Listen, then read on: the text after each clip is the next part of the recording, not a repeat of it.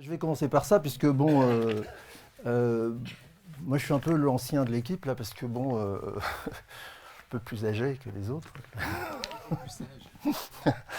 Et j'ai commencé en fait à me former en Gestalt thérapie en 82, donc c'est pas, ouais, ça a été mon premier machin. Et donc je vous passe les détails. Et en fait, en 92, on a 10 ans après, on a fondé l'Institut de la Tempérance. On était trois. Et par des hasards de l'histoire, il s'est trouvé qu'on s'est mis à organiser des séjours intensifs. Alors, on appelait ça des séjours intensifs de psychothérapie. On n'a plus le droit de le dire, mais à l'époque, on avait le droit. Hein. Et ces séjours intensifs de psychothérapie, ça consistait. On a commencé d'abord par des alcooliques qui étaient en sortie de sevrage ou d'hospitalisation psychiatrique, post-cure, etc. Puis ça s'est très vite enchaîné sur tout ce qui était les troubles du comportement alimentaire, anorexie, boulimie, et puis tant qu'on y était, autant aller jusqu'au bout. On a pris aussi des gens qui étaient en sortie d'hospitalisation psychiatrique avec des diagnostics psychiatriques lourds du type schizophrénie, etc. Et on intervenait après la prise en charge médicale, en fait. Et on intervenait après la prise en charge médicale pour une raison extrêmement simple, c'est que ce qui va faire la pérennité, si je puis dire, de ce qu'aura obtenu un traitement, etc., c'est que on va offrir à la personne la possibilité de construire un nouveau projet de vie et de changer de vie. Car, ceux qui me connaissent, il y en a quelques-uns parmi vous peut-être qui me connaissent un peu. Moi, j'ai une devise, c'est le contexte a toujours raison.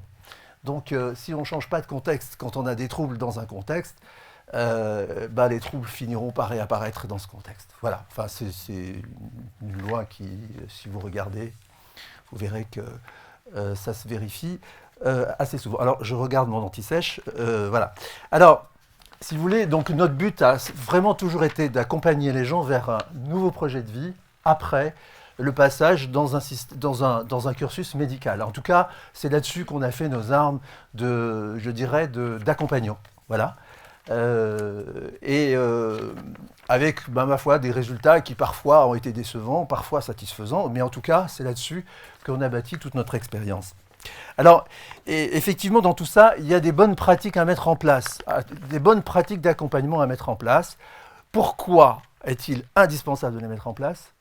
Je vais vous faire une réponse un peu idiote, mais qui est que ce travail d'accompagnement est tellement important parce que c'est ça qui va garantir que la personne va réellement pouvoir retrouver un style de vie qui lui convient pour pouvoir à nouveau retrouver une forme de bonheur simple dans l'existence au quotidien.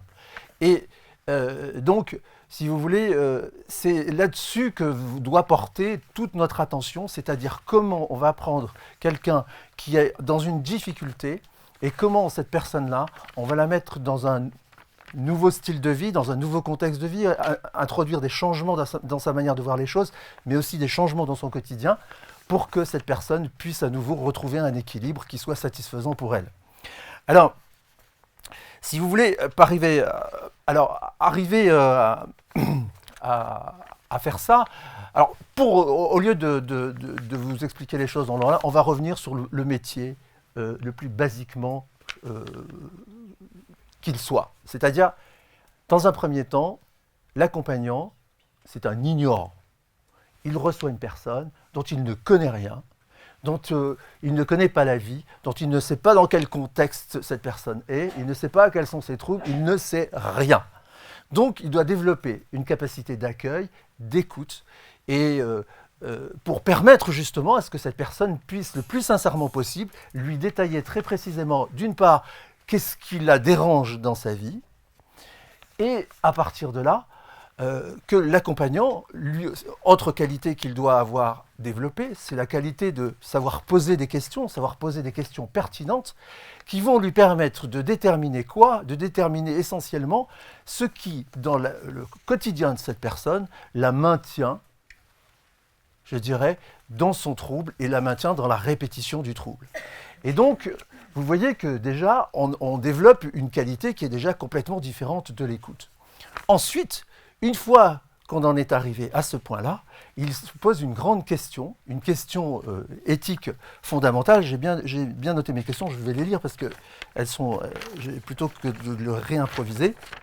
Voilà.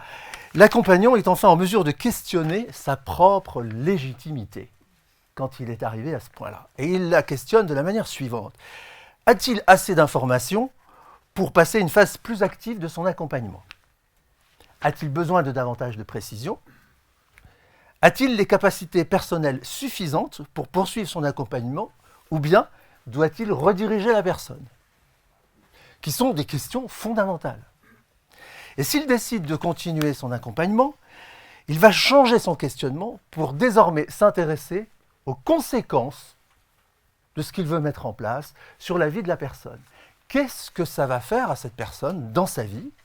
Parce que, vous vous rappelez, c'est, dans le serment d'Hippocrate, c'est primum non nocere, c'est-à-dire on va faire en sorte que la solution qu'on va apporter ne soit pas pire que ce qu'il y avait auparavant.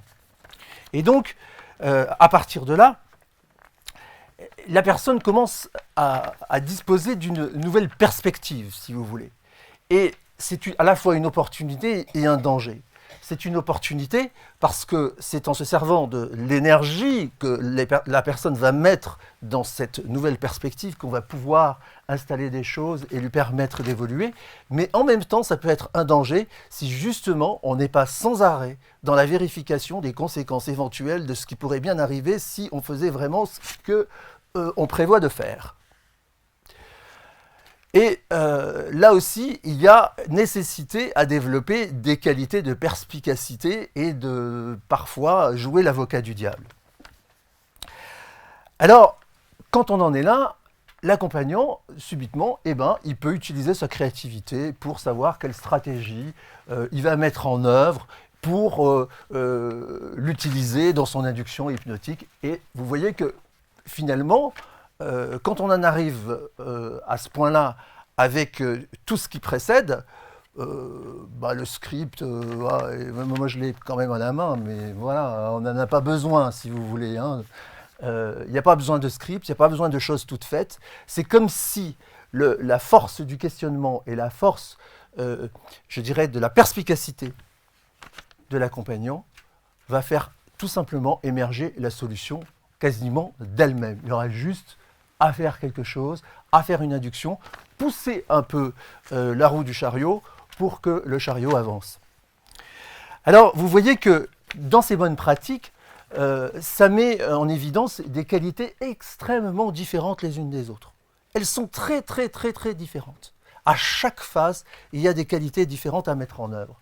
Et alors, c'est là que, si vous voulez, dans la création de ce syndicat, c'est aussi ça, c'est de savoir quelles sont les qualités à développer et à mettre en œuvre dans l'accompagnement en hypnose.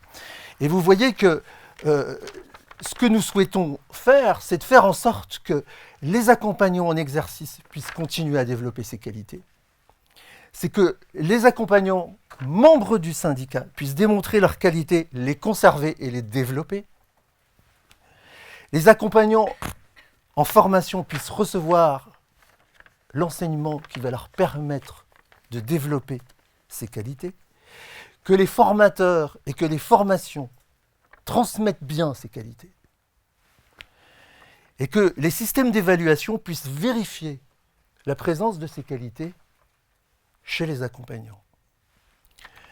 C'est pour ça que c'est une tâche absolument énorme qui nous attend.